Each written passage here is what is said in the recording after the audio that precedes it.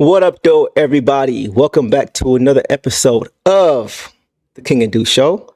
I am Deuce, and I'm joined by my co-host, none other than my guy King. King, what's good, brother? What's good? What's good, everybody?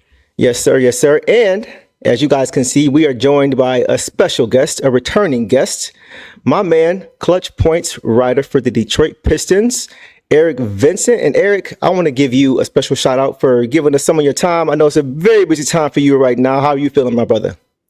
Just like you said, man, it's crazy. It's pandemonium season. We've seen it on social media, all over the internet. So we're going to try to clear up as much as we can today. Hopefully everybody can get on the same page. But appreciate y'all for having me, man. Absolutely. And we want to thank everybody for who is here, showing up and showing out per usual. We see you guys all in the chat. You guys are already going crazy. It is hot in this chat already. So we want to thank you guys for showing up. And y'all know why we're here, man. We are going to break down all the moves that the Pistons have made leading up into the trade deadline, which came today at 3 p.m. EST. And Eric, as everybody knows, you are a friend of ours, of course, but you also are pretty much our Sham Sharania when it comes to Detroit Pistons news and updates. You are the guy who keeps us updated with everything that is going on. And as far as things that we don't understand, you break them down for us. So let's go ahead and get right into it, man. The news that we got started yesterday with KJ Martin and the trade that happened with him. And what happened with that was KJ Martin, the Pistons actually traded for him. And they also received 2 first-round picks in that deal from the Sixers. The Sixers needed tax relief. Second round pick, right? My bad. Second round pick from the Sixers, and they needed tax relief, and the Pistons and were in a position to absorb the salary. So, Eric, as far as that initial move, what were your thoughts on that? Anything you want to kind of get into as far as the KJ Martin move? Yeah, that was just a bit of an appetizer. I mean, I saw you tweet about it a lot. And, for a move like that, and for Trajan Langdon in his first season, stepping in, running the Pistons, I didn't think that was going to be, it for, his moves for the day. I thought there was more to be done. Obviously more bodies were added. So, they were already sitting in a position where a move had to be done to, be under their roster limit. So, I was happy to at least see that, Trajan wasn't sleeping. We saw him on his phone a lot during the game against Cleveland. He was a real busy man trying to make some things happen, answering whatever he was answered. And it was at least a good sign that he was trying to put something in play. Obviously we're going to dive into what it turned into, but I mean, it wasn't, again, a lot of people was jumping off, the building with it. Like, oh my God, is that it? Or, oh, we're just Troy Weaver all over again. Like, I understand the immediate panic, but it's important to wait till 3:00 at the deadline. And obviously for, the foreseeable smart reasons, we saw what it became, but it definitely came across to me as something that they were bridging towards. And obviously what we got. Yeah, I felt the same way. King, did you have any thoughts on that? I mean, I kind of would echo what Eric was saying. Anything you want to add to that? Because it wasn't really much other than I saw, other than what he said. I mean, not really. Like I said, I already knew, as soon as I started to see some of the names and read into some of the details, I already knew what it was. It was just something, it was a precursor to something else. So right. Nothing significant, nothing important, nothing really to mention about any of that situation. Right. Okay, so we'll move on from that. So following that, yesterday also, because as Eric said, Trajan has been very, very busy, there was another move that was made, and that was for Josh Richardson and Lindy Waters III. The Pistons also acquired those 2 guys from Miami and the Warriors, respectively. And I really didn't have, once again, kind of like Eric said, I really didn't feel like Trajan was done just based on what we needed. But Eric, give me your thoughts on that. What were your thoughts when you saw that the move was made for that? Because we also did get an additional second-round pick in that move as well. Yeah, Trajan talked a lot about wanting to, rebuild and, replenish a lot of assets to, have some resources at his disposal to help, control this roster. Getting those seconds and getting that extra addition in terms of the assets was very helpful.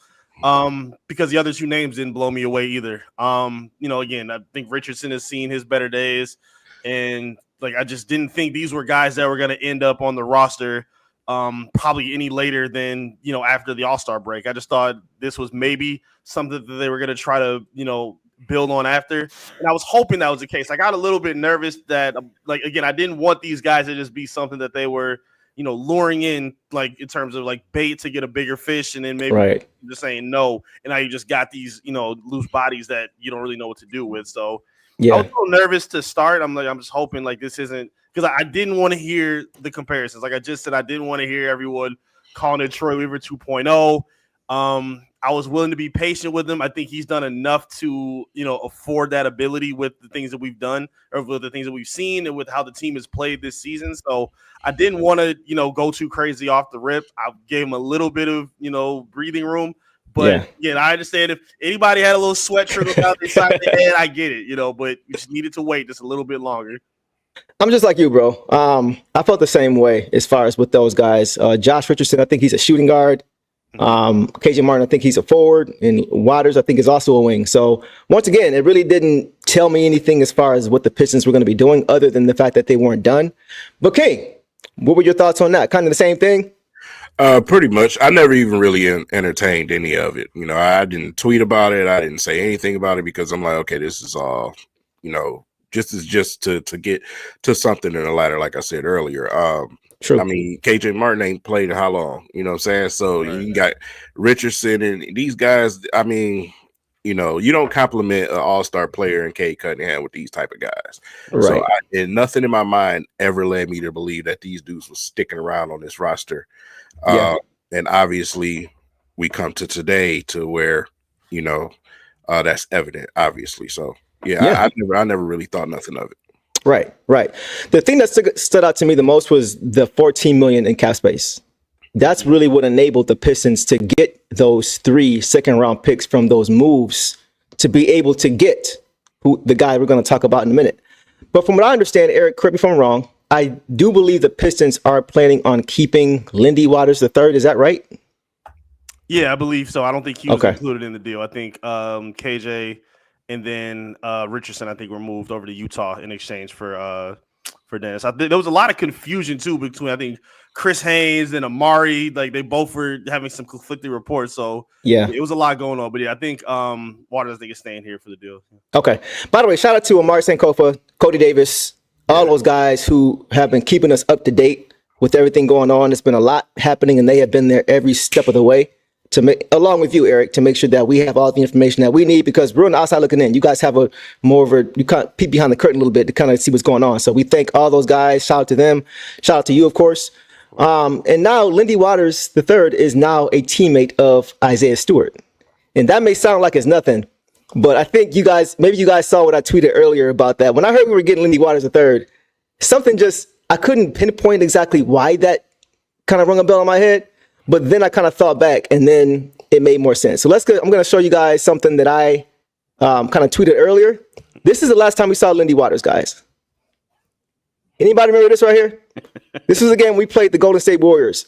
And Lindy Waters is a guy with the ball, and Stu was taking it away because Lindy Waters was holding on to it. And I guess he was being playful or whatever he was doing to Stu. And you see Steph there laughing. And then when Stu snatched the ball away, he thought it wasn't fun of games at all. Stu was not playing around. So now those guys are teammates. So it's going to be interesting to see how things kind of pan out going forward with those guys. I'm sure they're going to get along just fine. But if you guys remember, Lindy Waters III lit us up that game. He lit us up that game. He knocked down a few threes in critical points of the game that really helped to get them over the top in that game. So to your point, Eric, that may be part of the reason why he's still here. It's just having an additional wing or additional guy that can space the floor for our guy Cade and for the other guy we're going to talk about in a minute. But I thought that was interesting. What did you think about that? All I thought was it can't be more problematic than Jimmy Butler and Draymond Green's locker room. As long as we ain't got to deal with what they about to deal with, I ain't worried about that at all. I remember that episode. I remember Steph's face on the sideline. But, yeah, it can't turn into anything more toxic than what they about to deal with over there on the West Coast. Man. We'll see what happens. You ain't lying, bro. You ain't lying. So good stuff, man. So like I mentioned, bro, that trade pretty much gave us some additional draft capital, which came into play today in a major way. And I'm going to just say Pistons Twitter lost their minds today. As the clock struck 2 p.m. and no deal was made, it was just flooded with panic And, people saying, the Pistons had dropped the ball. Like you mentioned, this is Troy 2.0, which was unfair. They were not serious. They don't care about winning. And then all of a sudden, about 2:45 p.m. today, the Pistons made their most important move. And that was the move to acquire Dennis Schroeder, which is a very, very important piece. A lot of people may not understand how important that is, but we've all talked about it collectively together, the three of us. And I think we all kind of have an understanding of how important that move was. So basically, that trade was also part, as Eric mentioned, the Jimmy Butler trade. I think it was 5 teams involved in that trade. And the Pistons received Dennis Schroeder, and I think they had to send out a draft pick, a second-round pick, one of the ones that they had acquired from the previous trades. They had 3, so they lost 1, so they really didn't lose anything to get the guy they needed. And they ended up with Dennis Schroeder, who has actually been traded 3 times in the last 24 hours. So with that, guys, just kind of chime in. Eric, King, whoever wants to go first. Eric, I'll start with you. What are your thoughts on that move that was made to get Dennis Schroeder to this team? It doesn't have the move that they were going to make wasn't going to be anything that was as sexy as any other move that we've seen. It wasn't going to be Zach LaVine, moving to Sacramento. It wasn't going to be De'Aaron Fox splashing to San Antonio. Piston fans, I'm going to reason with you. I understand the eagerness to get to that point. You're seeing a lot of young guards or a lot of young stars getting their complementary pieces. You're seeing their rosters develop, quickly. And I understand the patience that it takes to understand and wait for that next move to happen. But this is a good move for the Pistons. Dennis Schroeder is a very beneficial player to have. And for a team that's been dealing with some injuries, obviously with no Jaden Ivey, Malik Beasley had a little crash where, again, he didn't play great against Cleveland, but knowing that he fell down and, I think got bulldozed over by somebody. I don't know why the refs didn't call it, but whatever. Tobias goes down. And, we're seeing a bit of the bumps and bruises of the season kind of take toll. And it's getting stressful watching Cade Cunningham have to carry a lot on his own by himself. So to be able to bring in a veteran like Schroeder, who's, been a proven guy that can help a winning team or a young team in the matter, I think he's very helpful to have. I remember him breaking out with the Atlanta Hawks, being one of the unsung heroes for OKC in his young days. Yeah. He's a very valuable piece to have. He's not that old. I think he's only 32 years old, a quick stopgap guy. I think he's an unrestricted free agent next season. Mm-hmm. So this is the kind of guy that you need if you want to be serious about a play-in or playoff push.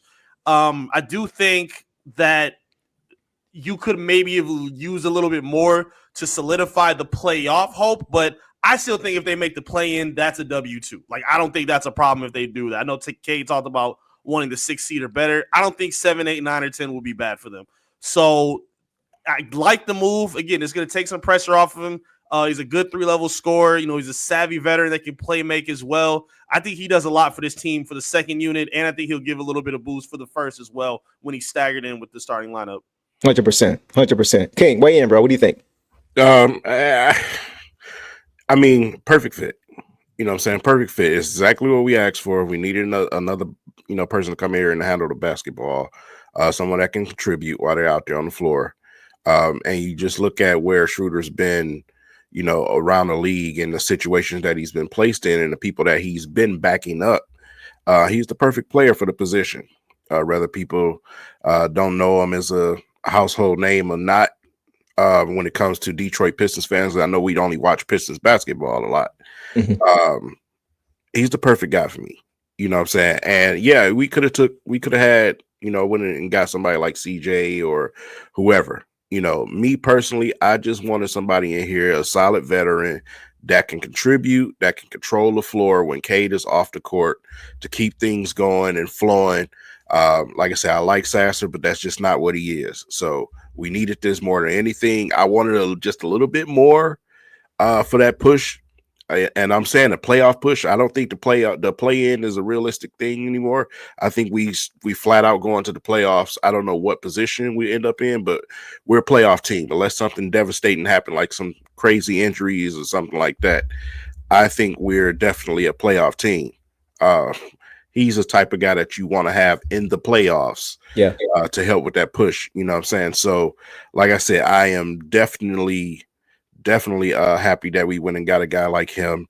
We'll see what happens this offseason when it's time to hit the next gear. Let's just not get ahead of ourselves. I know a lot of fans, they want to play NBA 2K when it comes to the NBA and just get these big names and, everything else. Listen, we're not there yet. We're just getting to the playoff. We were talking play in. We're talking playoffs now. You know what I'm saying? Yeah. So let the development continue, because everyone always say we should develop our players. Let's do it. Actually do it. And see where that takes us, man. And then in the off season, next season, if the roster looks different, then that's fine. But right now, I'm good. Yeah, there's nothing wrong with being greedy, as long as you're realistic, right? I think that's the biggest thing. And like you mentioned, Eric, just playing meaningful basketball is something that a lot of these guys have not done yet. A lot of these guys, most meaningful basketball in the NBA so far has been contending to get into the NBA Cup, which they didn't make. But there was a game early in the season that if they won, they would have had a spot in there. So that was the most important game. So just getting some playoff experience is going to be huge for a lot of these guys who have yet to be there. And I'm gonna say this too, guys, about Trajan Langdon, man. Just how shrewd he was with this. Because, like I mentioned, they were able to take on Schroeder's contract because they had that $14 million in cap space, right? And just think about this. Guess how much Dennis Schroeder makes this season? $13 million. So it just shows you that from a numbers standpoint, he understood what he was doing. He basically used all of the available cap space that the Pistons had available, and they either had to use it or lose it. You can't take it with you. So not only did he address the hole they had at the backup spot, but he also didn't waste the cap space that he had available. And to go with that, Schroeder's contract is up at the end of the year. So at the end of the season, he will have been the perfect bridge for the Pistons while Jaden is out. And when Jaden returns, likely next season, he can jump right back into his role that he's currently in. So Trajan did all of this with the assets that he just created for himself in the last 2 days.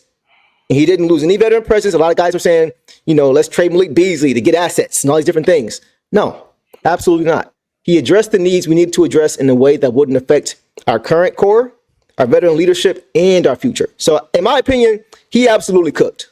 He cooked. It wasn't a splash like a lot of people wanted to see, but that honestly would have been detrimental to our team in the future, in my opinion. So I'm glad he did the way he did it. I think he worked out perfect. Yeah, at this point, they weren't in the position to be able to make that kind of move. He is fielding questions tomorrow morning at 10 o'clock in the morning to kind of go over, what happened in the trade deadline. So I'm sure we'll be getting some questions out. If you got any in the comments, let us know. We'll be sure to get out and, talk and say whatever we can get out at that time. So yeah, we'll see if he had another plan. As of right now, we saw even early in the season or before the season actually, that I think made a pitch to Tyus Jones. So he's known that, finding another ball handler, even when Jaden Ivey was healthy, was a priority for this team. So to see that, he was able to make this move now, even if it came at 2:45 with 15 minutes left to go at the deadline. Yeah. It was still good to know that he is trying to make, things work. He's not just staying pat with where things are. He understands that changes need to be made. He probably sees a lot of the, weight that's being placed on Cade at this moment. So it is good to see that he is active and is aware of what the priorities are of this team. He's not just ODing on a position because he likes big men. Like, he's actually addressing areas of concern to make sure the postseason push is worthwhile for this franchise. Yeah, and I think he understands the importance of making sure that his franchise player is happy. Yeah, 100%. And he's doing a good job of that. So there was a casualty of a player who was on this team that is no longer on this team, and that player is Wendell Moore.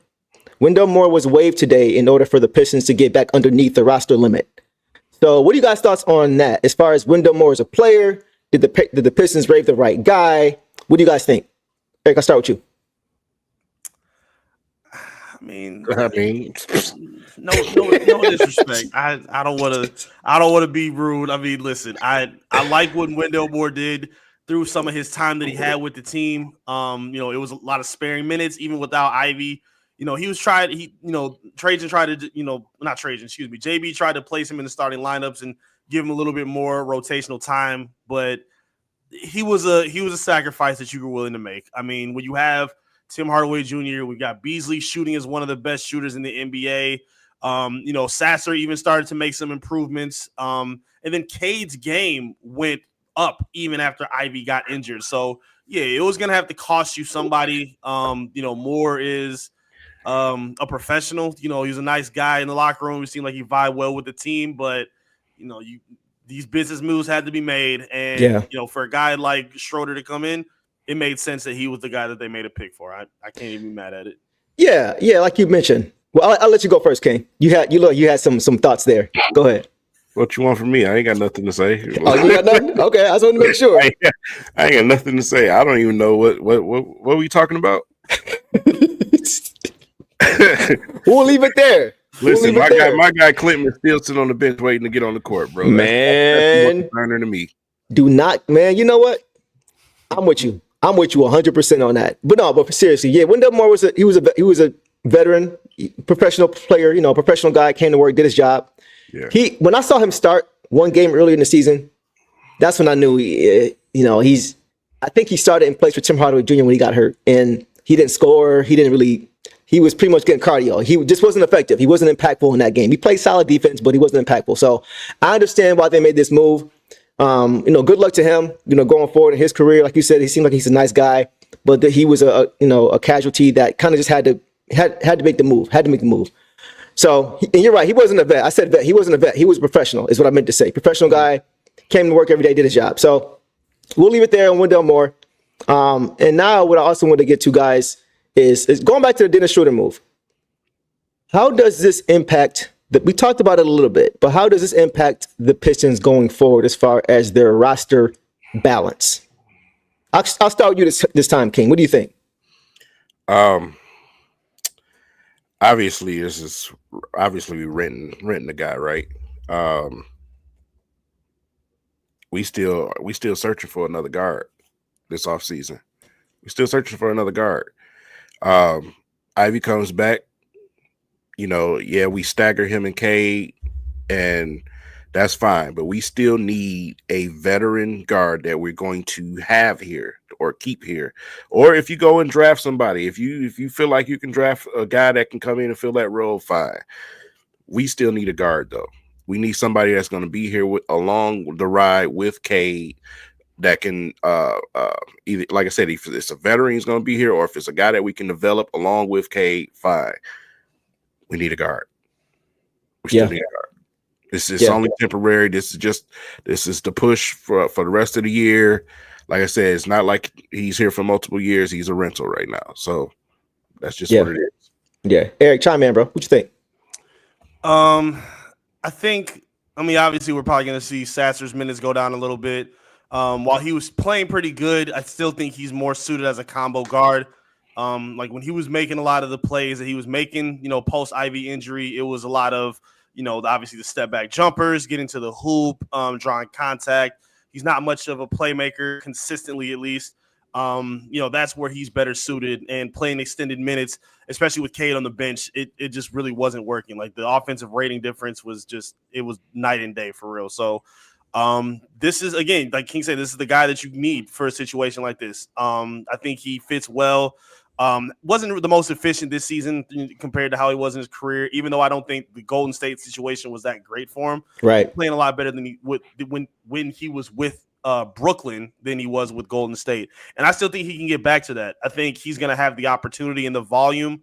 Unfortunately, this kind of puts him in a position where he's a little more elevated in terms of his responsibility than he would be on a contending team. So, knowing that the Pistons need extra scoring, extra ball handling, another creator, they're going to be leaning on him a little bit. I think, I agree with King. They definitely could use a guard or just another wing in general, whether that's a three, a stretch four. They just need another guy that can go get his own. It can't always be Cade, at the top of the key, getting trapped and swarmed like he was last night. It's got to be somebody else that can take that pressure off of him. And you're seeing a lot of these young players get that right now. They're not just bringing on like a lot of rental pieces. They're adding on the right guys that they think are going to take off that pressure. And we've seen that work so far. So as of right now, I don't think, we're going to see it until maybe this offseason. I think they are buying a lot into the stock that we saw from Jaden Ivey, even though a lot of people are still doubting him on social media. I think the Pistons, at the very least, see that he's the real deal and that he fits for the future for this team. So I think they're going to wait till he gets back, and I think we're going to see a bit more aggressive side from Trajan, regardless of where they are. I think they're not at a point where they can keep waiting and keep kicking the can. They're going to have to start making some moves at this point, especially if they do make the postseason. Yeah.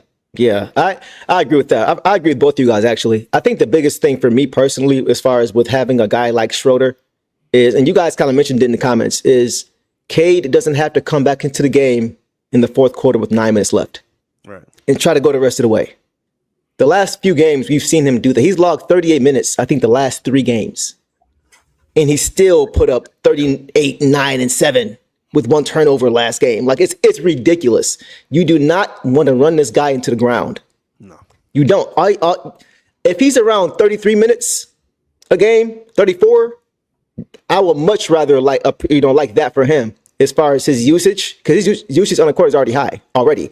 But you don't want him on the court a long time at the same time. So just having him fresh in the fourth quarter, having a guy who can just hold the fort down while he's out, not allowing the lead to balloon as soon as he sits down, not having him look at the scoreboard watching and the clock watching, Sasser, give me another minute. Can I get another minute? No, you need somebody, and that's what J.I. did. I think, like you said, Eric, people are understanding how important J.I. is now that he's gone. Unfortunately, it took that for them to see it. Yep. But there is no J.I. sliding to the 1 anymore when Case sits down. Now it's Sasser trying to do it, or Tobias trying to do it, or Beasley all these guys who are not natural point guards put it in that position to try to facilitate offense. And it works sometimes, and then sometimes it doesn't. And you see how when Case sits down, any lead we have just disappears. Or any deficit that we have balloons. And now you're bringing K back, and now he's trying to get it.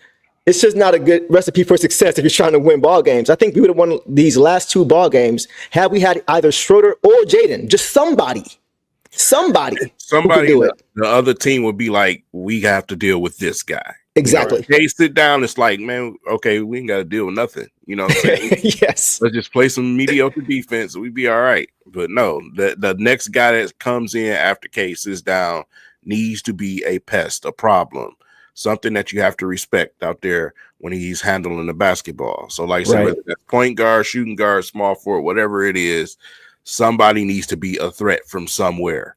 Right. And honestly, it wasn't fair to Sasser, man. I know he's catching a lot of flack about how he's played. That's honestly what I expected. I think, King, we talked about that.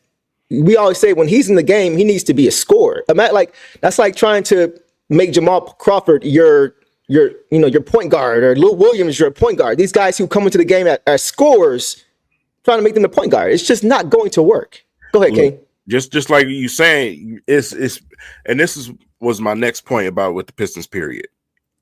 I want to see a uniform roster. I'm tired of trying to figure it out. I'm trying to see if this works or that works. When we play other opponents, everyone knows what they're doing. They have their certain roles.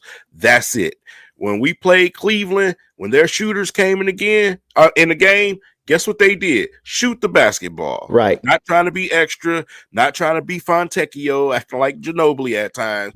We talking about getting in the game, knowing what the hell you're doing. You have your role. Now stop us. That's where I want the Pistons to get to. I'm tired of experiments. I'm tired of doing the Rodney Stuckey thing with Sasser.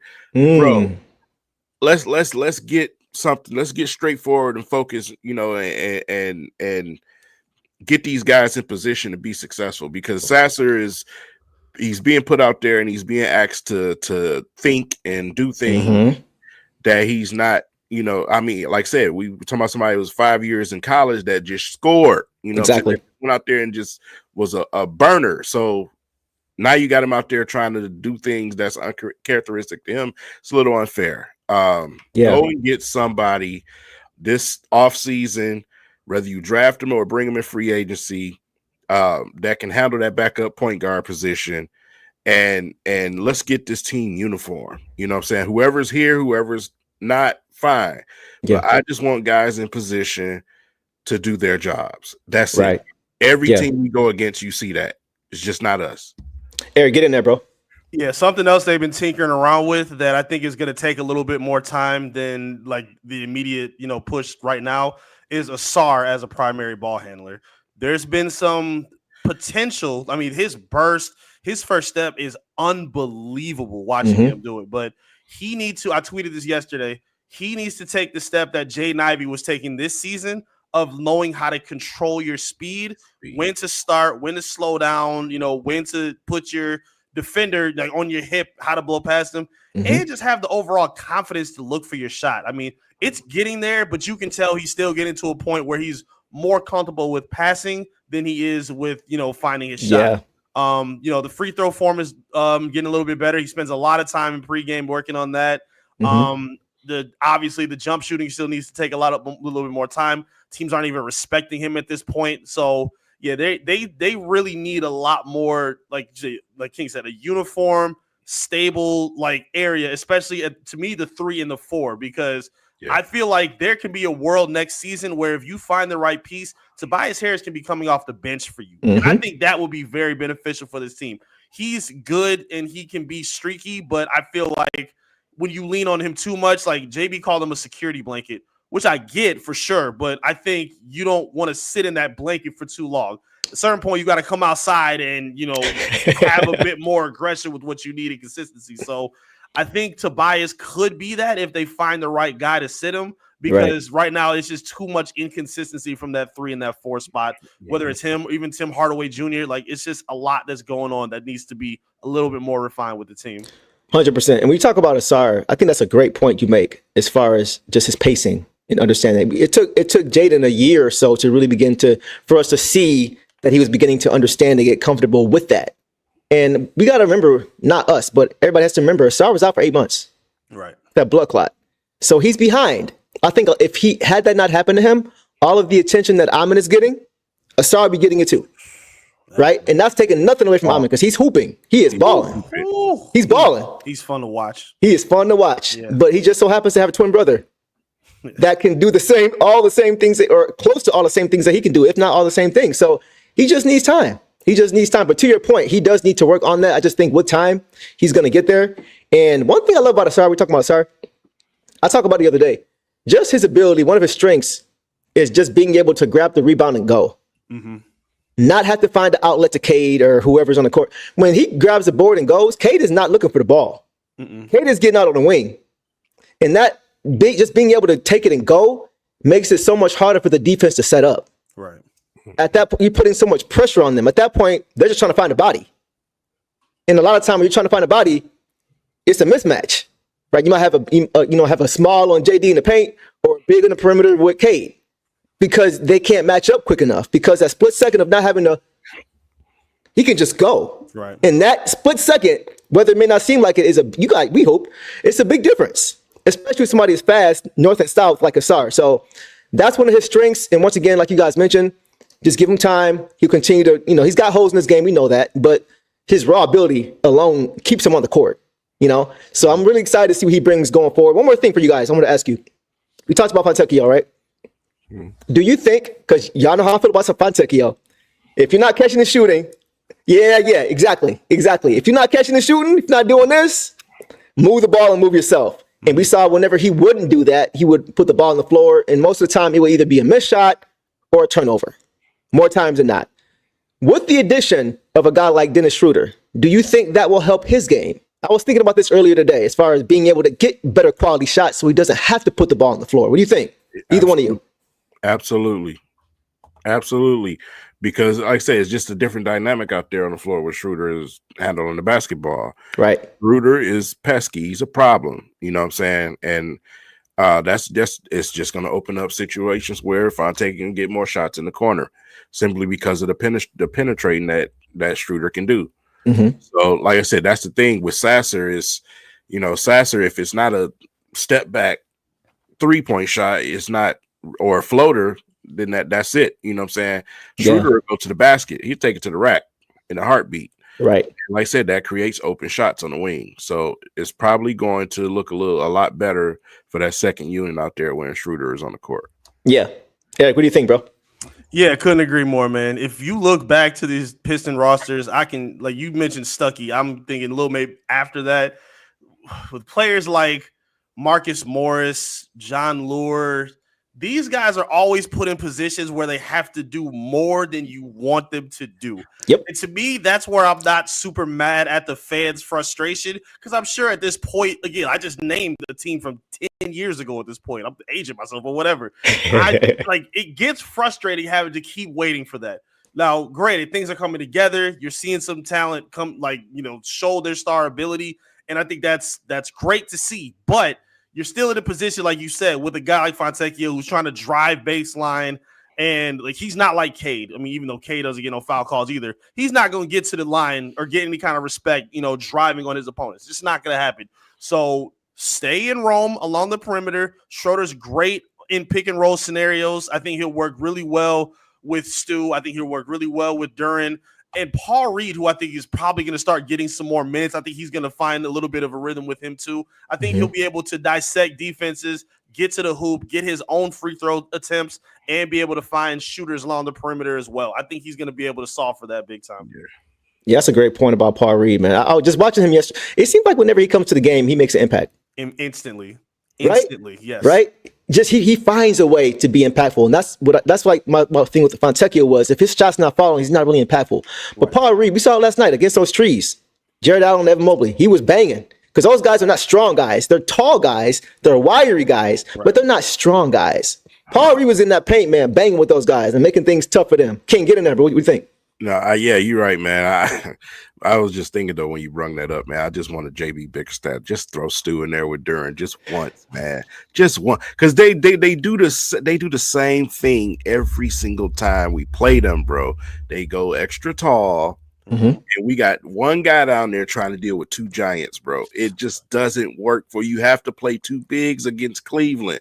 Yes. Let Paul Reed be the guy rotating in between, whatever it is. You know what I'm saying? But you have to match their energy, bro. And they killed us because of that. I'm so sick of seeing us be outsized down there when we play certain teams. Yeah, and to your point, bro, not even just Cleveland. Look at the top 4 teams in the East.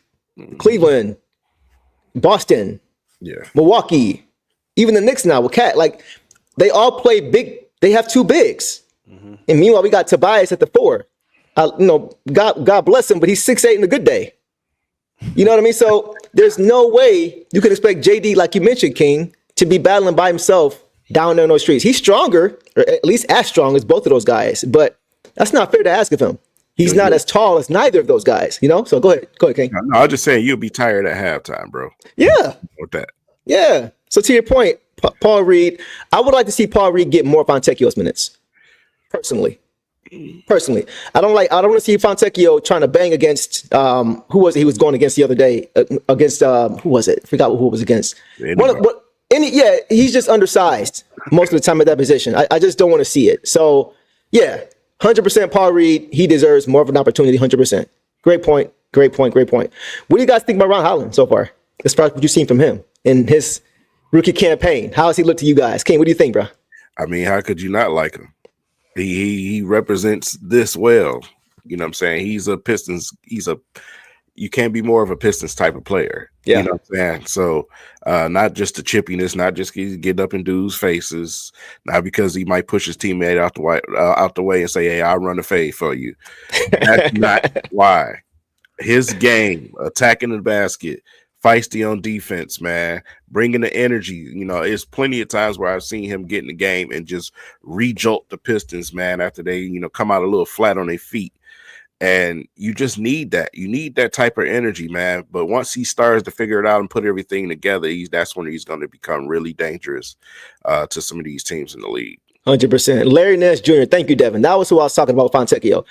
There was so many offensive rebounds, and Fontecchio was trying, but he's just not big enough. So, but what do you think about Ron Holland so far? Eric, what have you seen from him so far, bro? I love his growth. I love what he's doing right now. He started off really raw. I mean, started off with just kind of, finding his way defensively, channeling energy, defensive plays, which he's still doing now at a higher level. I mean, I think it was Atlanta that he had that the steal where he rips it off the ground, that he gets a transition layup. and then he stops the steal and the inbound on the next play to jack up LCA. Yeah. He's been fun to watch, and I love where his confidence is right now, because now he's been in a position where you don't have a Jaden Ivey, where Asar is still trying to figure out his offensive confidence. Ron ain't scared of anything, and I like that. Like, he's not scared of any of his opponents. He's not scared to shoot threes. He's not scared to step into big moments. And I think a big reason for that is something that JB talked about. When he missed those 2 free throws against Milwaukee, that did a lot to him. And he said, you don't get a backbone unless you go through experiences like that. He said, it's going to hurt. It's going to, mean something to him. And you're going to see a different player, from here on out. And we absolutely have. He's been more confident. He's been more aggressive defensively. He's not scared of the chippiness, especially for whatever reason. Teams just want to square up with Detroit now for whatever. I don't know why that's become a thing, but I'm all for it. I even think that Rod earned himself a real number. I don't think he should be 0 next season. I like where he's at. I think we're going to see his game come on a little bit stronger in terms of his offensive impact. And I think that's going to mean a lot for this second unit and for his career development as well. Yeah, man, you said it, bro. He is not lacking in confidence at all. It was a point early in the season when the shot wasn't falling as well as it is now. We were like, all right, Ron, that's enough threes for this game. Right. You're 0 for 5, bro. That's enough. So he's never lacking any confidence. He comes on the court like he belongs. He walks on the court like, yeah, I'm here. I'm here. I'm gonna show. I love that about him. And he never has any plays drawn up for him. Yet he still finds a way to be one of the most impactful players on the court every time he's on the court. Right. Those are things that you just can't. He just has a way of galvanizing his guy. The way he gets the crowd involved, like nobody else on his team. Nobody else on his team gets the crowd ignited the way he does. He engages, like you mentioned, when he got the steal, got the layup, and did the above the rim move where he turned around real quick and got the steal and got the extra. Yeah, I love to see that. And he just got the crowd into it. He just is a ball of energy, and he's a pest, and he's so tough. Go ahead, King. No, I was just gonna say, shout out to Ron Holland Sr. for creating that dog, man. Shout out. I was just about to say, I actually got to speak to him for a minute after against the Atlanta game afterwards. He's taking that rookie rising star challenge thing personal. That snub of not getting invite, he told us he's taking that personal. I don't think he'd mind if I told him that or said that. Yeah, he said he was not cool with that. He said he used that as a chip on his shoulder, and those are another one of those things that's going to put that chip on his shoulder and make you want to be better. He's very, I think Asar was asked after the post game in the against last game against Cleveland. He says that, someone asked him about how Cade inspires him. He said he inspires a lot of the young guys on the team, and I think Ron is one of those dudes as well. I think they see his work ethic. I think a leadership standard in terms of work ethic and professionalism is reflecting amongst the young guys, from guys like Cade, JB, Duran. I think that's translating down, and I think we're going to see that a part of their improvement as they go through these kind of growing pains right now. Yeah. King, any additional thoughts on that? Man, no, that's just music to my ears, man. I love any time a player has a chip on their shoulder. It's kind of the reason why I liked the Schroeder move, man. Schroeder, he automatically plays with a chip on his shoulder. Yeah. That's that dog that you need, man. That's that Pistons basketball right there, man. And like I said, yeah, when you see a guy like Cade working all the time, man, I mean, putting in work all the time. Shout out to Ashton, the trainer, by the way. Pistons need to hire him. Anyway, yes, Pistons, hire that man. Hire him. They need to hire him as an assistant, man. Yes. So everybody can be working on that team while everybody sleep. And Cannon. Hire Cannon right, too. And Cannon too. You know what I'm saying? So, no, but seriously, though, like I said, man, I love hearing that type of stuff. Take it personal. Take it personal, man. If you want to be great in this league, everything is personal. Everything is personal. You heard Michael Jordan, man. The dude knock a grain of popcorn out of his hand. He took it personal. Take it personal, bro. And it's all this friendly stuff. Like, nah, y'all ain't invite me. Really? Me? Okay, I'm gonna show you something. I like that a lot. Yeah, I do too, man. And I'm really looking forward to seeing these guys a year or two from now. Right? Ron's put 50 games to his first year. Yeah. Just the confidence and the maturity that he already has, maturity from a basketball standpoint, right? He just knows, he seems to understand. He just, a lot of guys as rookies, they come into the league and you can see the deer in headlights look in their face. or you got the vets trying to push them in the right direction, or for jump balls, or they're in the wrong spot, or for free throws, they're not in the right spot. He just seems to understand how to play the game at this level as a rookie.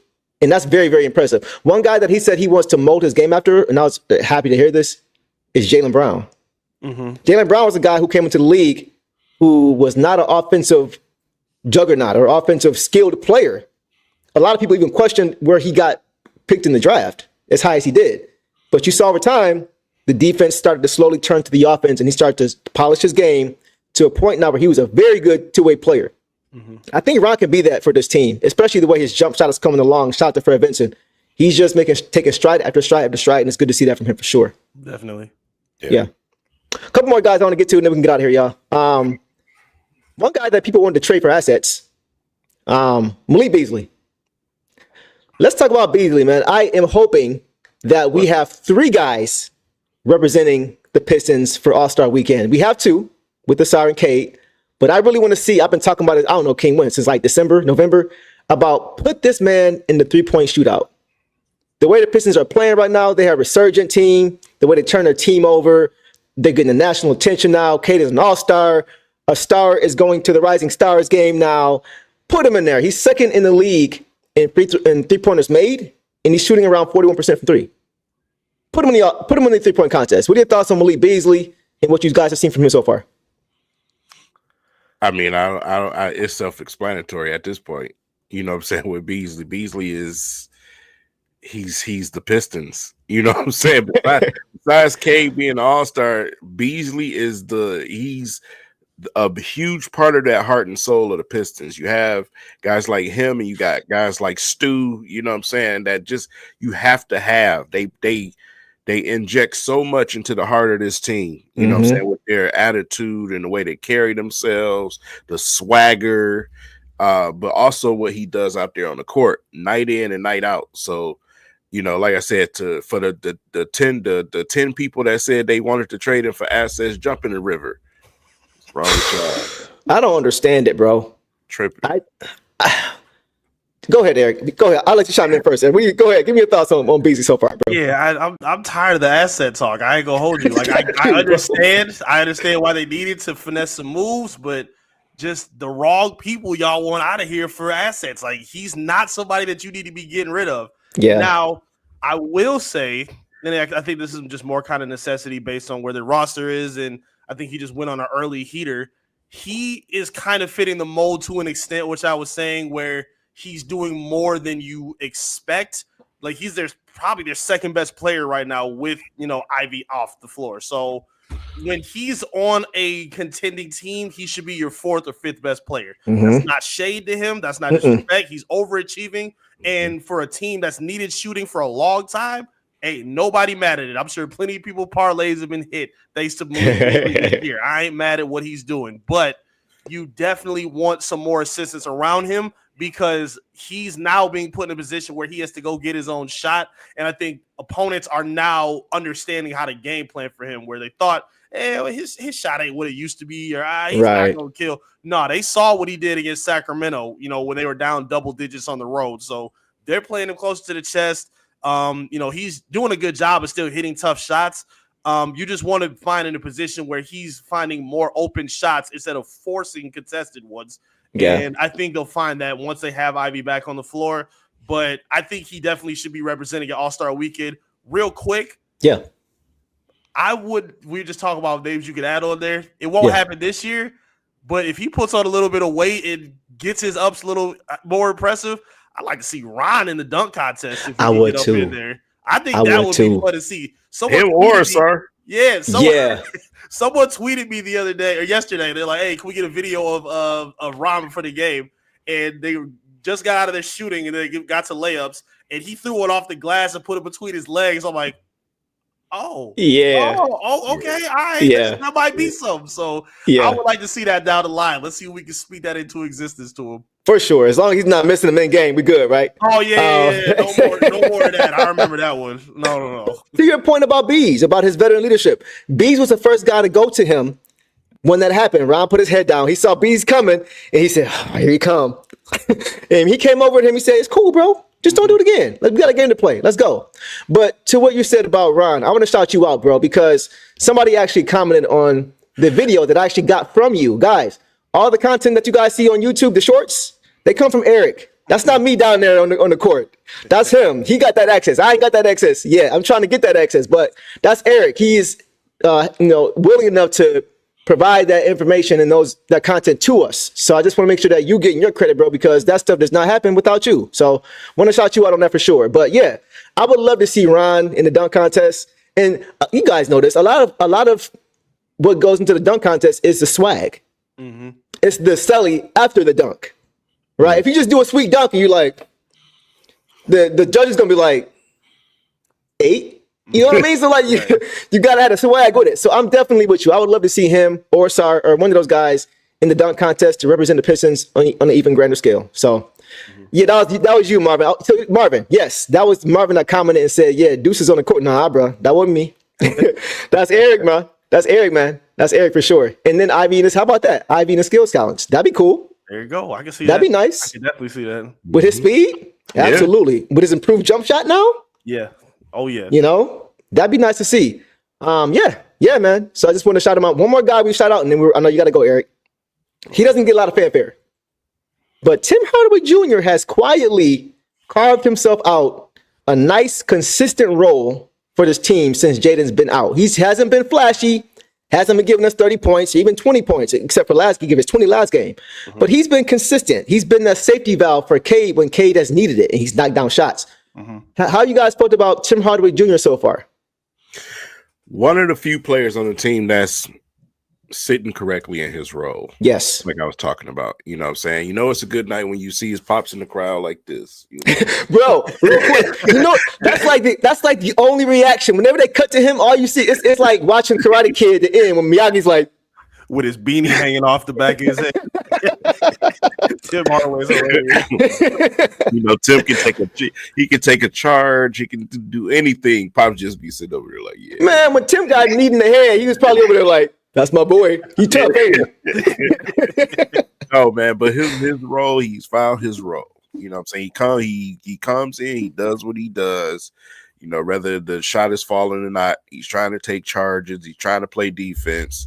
He's just trying to help the team win in any way that you can, and that's what you want from your veterans. You know what I'm saying? That's what you're asking for from veteran players. That's the example that the younger guys need in front of them.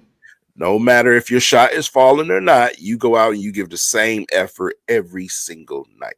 Yeah. Eric, what do you think, bro? Thoughts on Tim Hardaway Jr. so far? Yeah, he's been very beneficial for this team. I think he does a very underrated job defensively. I mean, he's one of the best charge takers in the NBA. Very good at rotating off ball. And he's done a very good job of helping the young guys as well. Sometimes it doesn't really reflect it in terms of when Dern is picking up foul trouble or Cade or Sard, like they're still getting the ticky-tack whistle sometimes. But, you know, Tim Hardaway's taking a lot of time in pregame and postgame as well, I've seen, where he's actually helping them with things that they can remember moving forward. Hey, this is how you can avoid not being here at the end of the first half. This is what you can do to anticipate that steal when they're rotating the ball along. Like, they're doing a much better job of knowing when the shots or the ball is going to get to the shooter, and they close out just in the nick of time. And I think he's been a big pivoted reason because of that. Good point. He also does a really good job of moving without the basketball in a league where a lot of guys don't do that anymore. Like, he does a good job of, okay, he might be playing over the top. I'm going to swing back around under the hoop and then, you know, cut, maybe get an off-ball screen from one of the forwards, and then Cade will be patient enough to get me to rock on an open look, you know, on the other side of the wing. So he's done a really good job as a veteran. Again, I'm not sure what his future looks like for the team, but for what they're doing this season, I think he's been fantastic at what they've needed in terms of the two veterans, because there was questions before the season of who's going to get the majority of the minutes between Ivy, Beasley, and Hardaway. But you've needed all of them at this point, especially with Ivy out now. And I'm going to keep saying Ivy's name for the people who don't want to understand how important this dude is. Say it again for people in the back. I just want to make sure y'all hear me. I don't want to see it on Twitter no more about him not being mentioned, understood with his team. So, No, I love what Tim Hardaway has brought from a professional standpoint, production standpoint. He's helped Cade out a lot in terms of his playmaking. And I think he's done a tremendous job for this team for sure. Yeah, he's been as a starter what Beasley has been for that second unit. Just that consistency. Yeah. Before I let you go, Eric, Tobias Harris got hurt yesterday. Leg injury. Any update on him as far as how he's doing, if he's going to be available in the next coming games or days, anything like that? Anything yet? I haven't seen anything yet. I haven't got a chance to talk to Coach. The good news is he did walk off on his own, even though it did look kind of scary to begin with. He didn't play the rest of the game, obviously. It is a big game playing against his old team, Philly, on a national stage. Going to be on ESPN. We'll try to get a word tomorrow if we can, but I haven't heard anything yet at this moment in terms of his availability. Okay. Y'all heard it first. Yep. Eric, we'll keep you guys posted, man. Well, look, bro, we appreciate you as always, man, coming on and giving us some of your time. For anybody who does not currently follow this, man, Eric, where can we follow you? Let everybody know so we can make sure that everybody's doing that. Love y'all, man. Appreciate y'all for having me on the stage, man. All y'all can follow me on my social media. You see the tag right there at I am Eric Vincent on all my socials. I'm on Twitter all the time. Make sure you hit me up on there. You can follow me on my YouTube page as well, Top Title Entertainment. Go ahead and subscribe. Check me out on there. And all my work and my articles are on clutchpoints.com. All my beat reporting, I do my articles exclusively over there. So make sure y'all check me out. I love interacting, love building up with the community. I appreciate y'all.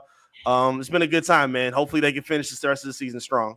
And he has some quality stuff. I'm not just saying that because he's our boy, because he's here, but I read pretty much every one of his articles. Mm-hmm. For real, like no cap. Yeah. And it's good stuff. He's not chat GPTing out here with his articles. Nope. Like he's legit. He's legit putting in the work for sure. That's why I always share every single one of his articles because they're really that good. So make sure you guys tap in with him. I'll make sure that there's a link to every one of his tags in this video after we are done so you guys can follow him. But Eric, bro, appreciate you, man. Looking forward to having you back on the show. And we'll talk soon, bro. My pleasure. Y'all take it easy, man. All right, you too, brother. Yes, sir. So, King, man, anything else you want to get to, bro, while we are still here? There's a few different, situations going on that we got to kind of get to as far as other players. We don't have to necessarily, but let's start with JD. JD's kind of got a lot of flack this season. I think a lot of it unnecessarily. But let's take a pause. My boy Ashton is here again. AB, what is goody, my bro? But yeah, for sure. What do you think about JD, man? What are your thoughts on JD so far this season? Man, the people that's crying about JD is they need to quit, man. The only thing that I can agree to say right now, he's been playing. Obviously, you've seen all the double doubles, right? That's statistical, right? Mm-hmm.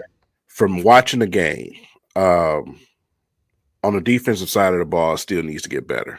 Yeah, still needs to get better. Still needs to be a little bit more dominant on the defensive end. Can't let guys come in here and get triple doubles on you. You know what I'm saying? Or whether we won the game or not, that can't happen. Same energy that you're giving on that offensive side of the ball, give that on that defensive side of the ball too. Block them shots, man. Be disciplined. Get your timing down pat. Whatever Stu was doing and whoever he's been working with, you may need to holler at them because Stu's timing is impeccable now. Yes, it's impeccable. And like I said, it's just a little bit on tweaking on the defensive side of the basketball. That's it. For sure. He has a ways to go, but I do want to give him credit because he has made a lot of strides since the beginning of the season.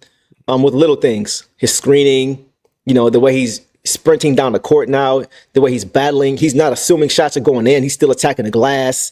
He needs to be more disciplined as far as staying down and just playing big. A lot, because he had a relapse yesterday where he just was jumping like a pogo stick for everything. Before that, he was just playing big and causing turnovers. So you can see he's trying to commit to that end, and you see how well he's eating on the offensive end when he does so. So it's going to be like you said, if he can get to a point from a timing standpoint and a fundamental standpoint as Stu, he's going to be a really good player because he has the size, he has the athleticism, the strength to be able to do all those things. So he's going to be a better player as he continues to grow. I'm just happy to hear him say, or to hear JB say, that he is fully committed to that end of the floor. That's the first step. If you don't have that mindset, you're not going to do it. So to see him doing that now is really, really, it's good to see that. Marvin, what did Marvin say? We got to be a force. Oh, wow. So we going to overtake the Knicks? That's what y'all saying? We gonna overtake the Knicks for that 4th seed? I don't know. I will be happy with a 6. I'll take a 6 seed for sure. AB, give me the 6 seed. And I'm good with that. What about you, King? What you think, bro? Yeah, I had us going as high as the 5th seed. 5? Okay. Yeah, the 5th seed, man. But like I said, we got to learn how to beat teams like Indiana. Yep. We got to get over the top with these teams and stop letting them breathe, man. So, hopefully with Schroeder being added to this roster, man, and our second unit probably being in a better of a flow and they're out there on the basketball court and be able to hold the game for us. Hopefully we can start coming out on top of some of these games, man. Yeah. But this is the stretch now. It's go time. It's post trade deadline. We about to get rid of all this all-star garbage. All that crap is finna get pushed out the way. Mm-hmm. It's go time. This is where teams turn it up. This is where you find out who you really are. So we have to take the next step. You know what I'm saying? We got to go out there and take care of business and stay on these cats and finish these basketball games out. Right, 100%. These teams going to be pushing. They're going to be coming for us. No, you're right, bro. I hate to go back so far, but I always think about the teams that we had when we were contending, the Larry Brown teams. The second half of the season, post All-Star break, that's when we would hit another gear. Mm-hmm. It seemed like every year, we may start off slow, start to get our camaraderie, our chemistry, all these different things. But come post All-Star break, nobody wanted to play us. Nobody wanted to see us. Teams are trying to avoid us in the playoffs. So as far as seeding goes, I'm with you, bro. As this team continues to grow, I definitely think we got to get to a point where we're locked in and focused on what's most important, and that's making some noise and getting some respectability in the playoffs. 100%. I'm with you on that. Yeah. Yeah. Yeah, man. Anybody else want to get to? Since AB is here, he asked what we thought about the trade today. And so AB, we were just talking about the Schroeder move and how we saw what happened last night. 38, 9, and 7. 1 turnover. Probably 15 fouls that didn't get called. Right? But yeah, I think this is going to be good for him because now he can be fresh at the end of games and he can be fresh for the playoffs. I hate wasted performances, bro. I said it yesterday. This should have been a performance all over ESPN today. Yeah. But it won't be because we didn't win. Everybody's gonna forget. Go ahead. One thing from Coach, man, is I get it. You don't want your guys to foul, but don't ever encourage them to be that timid on defense. Yeah, because that man walked all the way down there and shot that ball too comfortably. Yeah, you shouldn't be getting past the half court line that comfortable. I agree, man. So you can't get down there and just let this guy shoot a shot like that. That should have never happened. I agree. And to Asar's credit, because he was the one that kind of gambled and tried to go for the swipe. Yeah. Post game, he said that was my fault. He said I thought I had a shot to, he said they're calling fouls. I had a shot to go for it, but he caught him with that. Garland actually caught him with that Cade in and out move to get to a spot to get open as he swiped for the ball. So you're right. You got to stay in front. You can't brace for the foul. You understand that they may call it, but you can't break, especially at the end of the game. The likelihood of them calling that foul, unless it's blatant, is a little bit lower than, a different kind of call. So I'm with you 100%. Like you can't gamble in that situation, especially when you come all the way back. Like the Pistons, it didn't look like, I'm like, wow, they were actually down 3. How? But they just kept fighting. And so for Cade to hit all 6 free throws, hit that big 3 from 30 feet away, 35 feet away, and to lose, you got to be in your P's and Q's in that situation. You can't afford to do that. Maybe I'm a meaner coach than JB Bickerstaff, but when I see three blue jerseys, all 3 y'all get the wrath. Yeah, not just the Sar. I see 3 bodies around him. All 3 of those bodies should have made sure he didn't hit that shot. I feel you on that 100%. One more thing we're gonna get to. I'm gonna share the screen one more time because for those who didn't know, Cade got selected to Team Kenny tonight on NBA on TNT. I thought that was pretty cool, and I actually posted it, so we're gonna share that really quick, and then we're gonna call it a night.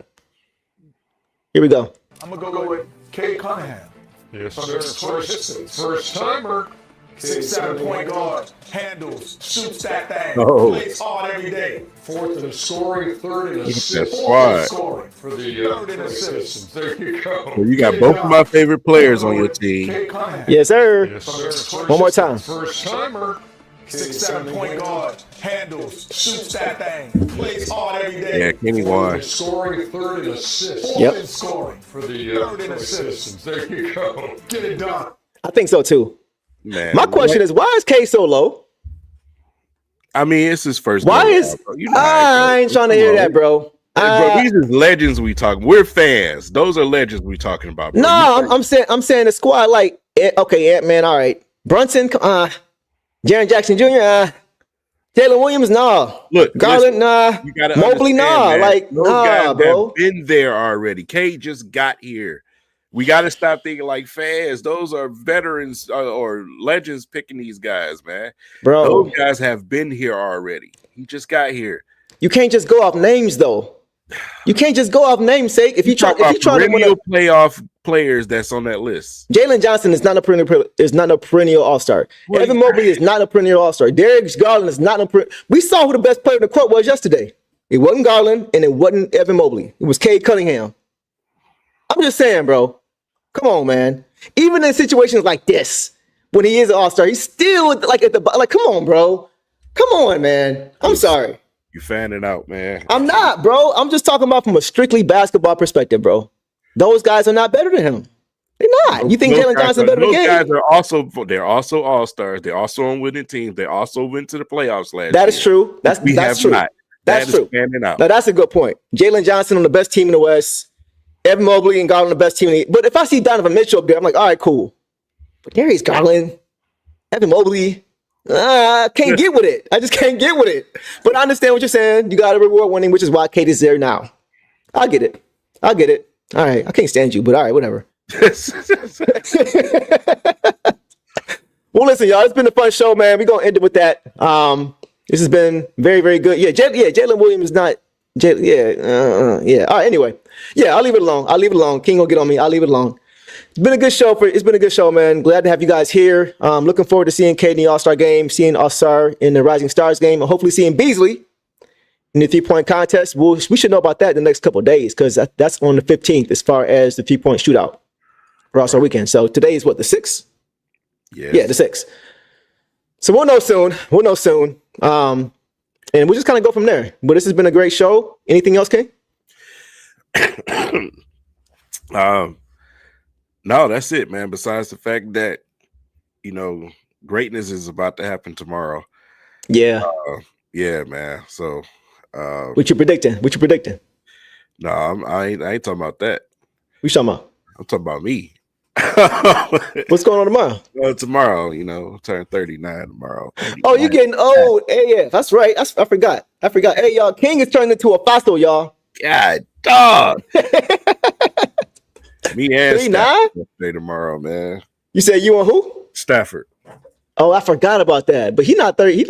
He way younger than you, ain't he? He about to turn. Ain't Stafford finna turn 37? 38? He that old? I didn't think he's that old. Okay. Yeah, stuff like this. This is I why thought you was gonna be 59. That's why I said it right here. I thought you was gonna be. You know what I'm saying? That's wild. Y'all some haters, man. Yo, T Grizzly looking mug. I thought you was turning 59 tomorrow. Oh man, but I'm right behind you, bro. I'll be 39 this year too. So, but happy. Hey, everybody, drop some fire emojis or some happy birthdays from my boy King. Here we go. Yeah, let's get him going. For sure. It's always a blessing to see another year. On some real talk, it's always a blessing. And now that he's gonna be a father again, we gotta keep him young. You know what I'm saying? We gotta keep him young. So he about to be aging for real this time around, 39. You know what I mean? Devin, appreciate that. Yes, sir. Everybody, man. Yeah, y'all show love.